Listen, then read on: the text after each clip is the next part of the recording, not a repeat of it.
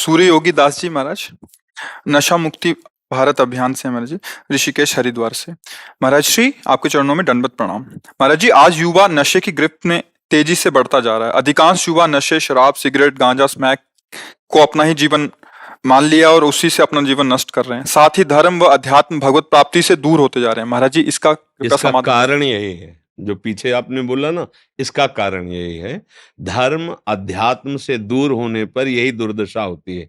जिस समाज में, जिस घर में, जिस व्यक्ति में, जिस देश में अध्यात्म का राज्य नहीं होगा, अध्यात्म का शासन नहीं होगा, शास्त्र और संतों के वचनों का शासन नहीं होगा, वो कोई भी हो, कहीं भी हो, फिर दो ही तो बचे ना, एक माया और एक सतमार्ग। सतमार्ग की ना बात सुननी है, ना सतमार्ग का आदर करना है, ना सतजनों का किसी भी तरह से मन से वर्ण कर। परिणाम क्या होगा? असत चिंतन, असत। तो फिर बुद्धि को कैसे बचाया जा सकता है माया के आकर्षण से?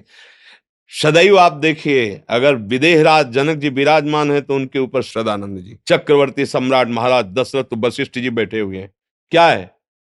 राजनीति के ऊपर धर्मनीति विराजमान है, अध्यात्म विराजमान है। ये मूर्तिमान अध्यात्म है। ऐसा कौन होगा जो वशिष्ठ जैसा अध्यात्म का ज्ञाता हो?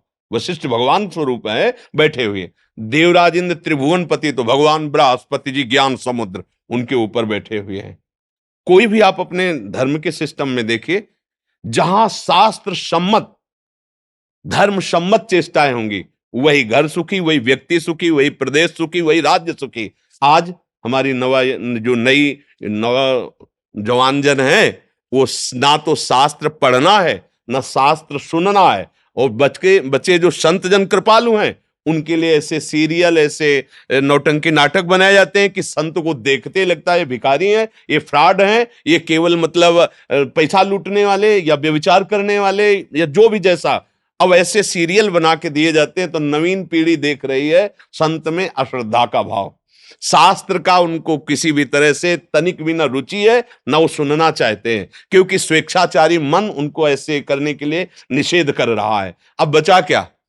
यही बचा, कुकर्माचरण करो और मनमानी व्यसन करो और गुरुजनों का अपमान करो, बड़े बूढ़ों का अपमान करो, स्वच्छंद विचरो। वो समझते हैं स्वतंत्रता, जबकि वो काम क्रोध आदि की गुलामी स्वीकार किए हुए हैं। अगर कोई सुधर सकता है तो मति कीरति गति भूति भलाई, जब जे जतन जहां जे पाई, सो जानो सत्संग प्रभाव, लोकों वेद न आन उपाय। खुला कह दिया गोस्वामी जी ने, ना लोक में न वेद में कोई और उपाय नहीं है। अगर संत समागम नहीं होगा, शास्त्र स्वाध्याय नहीं होगा, संत और गुरुजनों की वाणी के अनुसार नहीं चलोगे, तो त्रिभुवन में भी कहीं कोई तुम्हें शांति प्रदान करने वाला, मत कीरति गति, ये कुछ प्राप्त नहीं होगा। ये भ्रष्टाचार बढ़ता चला जाएगा। आजकल जो हमारे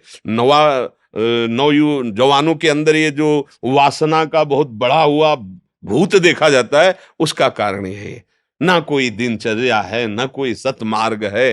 देखो, प्रातः काल उठ के रघुनाथा मात पिता गुरु नामे माथा, और जप हो रहा है, थोड़ी देर संध्या वंदन आदि। अब 10 बजे तक सो के उठे, मनमानी आचरण। अच्छा, पहले कभी माता बहनों की तरफ देखने में भी सकुच वाली वृत्तियां थी। अब तो चल रहा है कि कितने तुम्हारे बॉयफ्रेंड हैं और कितने तुम्हारे गर्लफ्रेंड हैं। ये हमारे भाई ना तो समझ में अभी तक आई है और ना हमें कहीं ऐसा शास्त्र में मिला है। ये जो कलयुग ने नई चाल चलाई, तो नौयुवक जन, नवीन पीढ़ी बर्बाद करने के लिए कलयुग ने बहुत अच्छा वो एक मोबाइल चला दिया है कि जिनको मतलब घर बैठे कुसंग प्राप्त हो। अब बैठे बैठे आप देश विदेश की सब बातें देख सकते हैं।